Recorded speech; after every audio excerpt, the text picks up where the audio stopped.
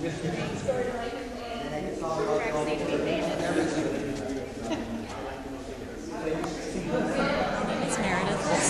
I've been coming here for about maybe 3 or 4 months. My name's Jim, and I've been coming to the temple here in Arlington for about a year. My name is Jenny Strighorn, and I've been practicing. I feel like it gives me a good chance on a weekly basis to sort of refocus and recenter.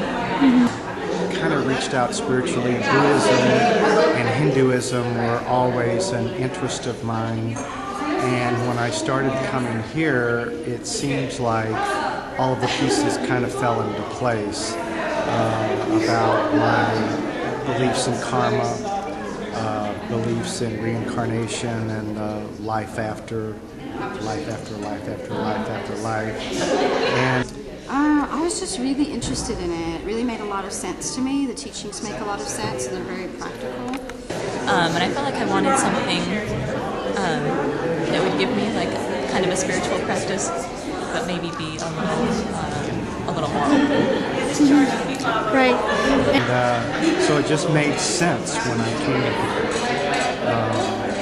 It's a spiritual practice of really searching from within and not seeking some esoteric being in outer space to come save you, and to actually take steps to help yourself. Yeah, I think it has. It just focuses on good living, you know, like being honest, living in reality, trying not to be negative, being concerned about the people around you. It's impacted my daily life. I'm a much calmer person. I've always been calm. I'm more intuitive, I believe, and I'm much more respectful of not just my fellow Buddhists, but I'm much more respectful of anybody who sincerely searches on any path. Definitely. I'm a much happier, more peaceful person now. Definitely. I mean, I still have a lot to work on. But definitely I'm more peaceful and definitely happier than I was then. And I can handle my problems a lot better than I did before. We have in the middle there, in the very center, is Buddha Shakyamuni. And Buddha Shakyamuni is the founder of Buddhism. So he's right there in the middle. To our right, the Buddha's that's on the right there is Avalokiteshvara. That's the Buddha of compassion. So he's thought to be the manifestation of compassion of all Buddhas. And to the left there is Tara, and Tara is like a mother figure. She's also known as the swift rescuer, so rescuing people much like a mother does. You know, if a mother sees her child in danger, means she's there immediately, and so Tara is like that. So there are particular mantras that go with each one of these deities that you can recite if you wish. And then these over here in the middle there is Dorje Shugden, who is the Dharma protector.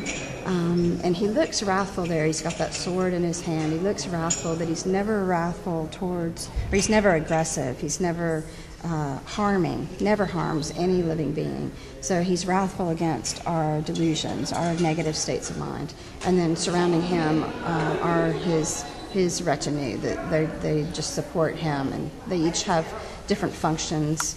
And then over on the left over there is Je Tsongkhapa is in the very center, and Je Tsongkhapa is one of the lineage gurus in this tradition, and he has a huge role, significant role.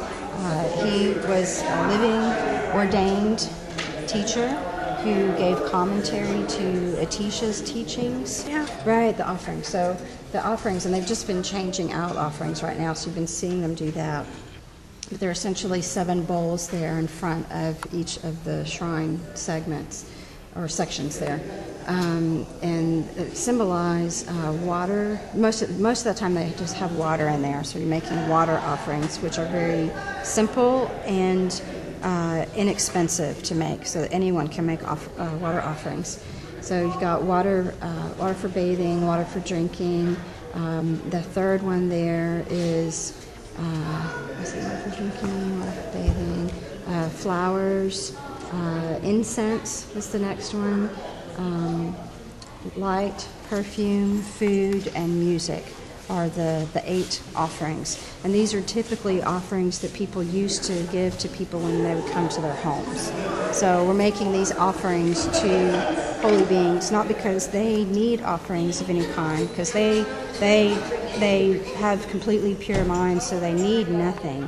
But we're making offerings to them to help transform our minds. So we're being humble, and we're having a good intention when we're, ideally, having a good intention when we're making offerings. So it's helping transform our mind into more loving and more peaceful with good intention.